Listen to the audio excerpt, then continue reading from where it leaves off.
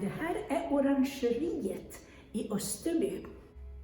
Ja, det första riktiga orangeriet, det låg inte här heller, utan det låg där en av de låga delarna av huvudbyggnaden är.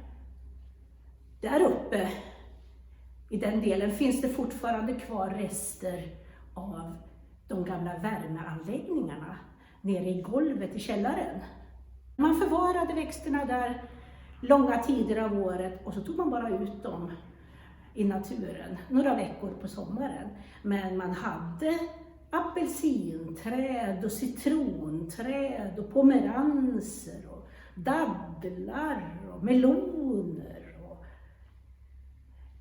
Det sägs att besökare här beundrade melonerna. De var lika fina som i Holland. Och det var nog därifrån man hade importerat väldigt många av de här växterna.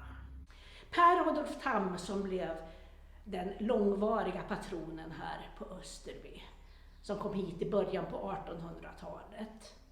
Han var verkligen angelägen om sin trädgård.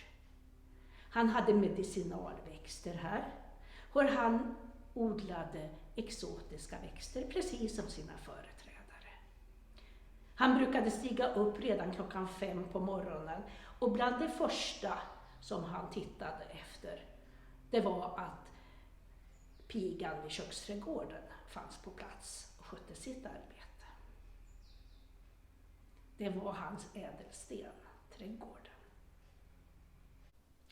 Efter att orangeriet och trädgården länge legat obrukad och till stora delar raserad, sköts nu trädgården av en ideell förening som återskapar den bit för bit till sin forna glans.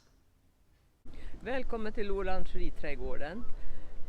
En trädgård som är öppet dygnet runt, så här kan du komma och titta och lukta och känna och få inspiration till dina egna odlingar. Här i trädgården så försöker vi ha målet att ha hur många kulturarvsväxter, och det är växter då som har odlats tidigare än 1950. Och en utav min favorit är ju arvlök, och det härstammar från Tierps arvlök. I dagligt tal kallas det också potatislök.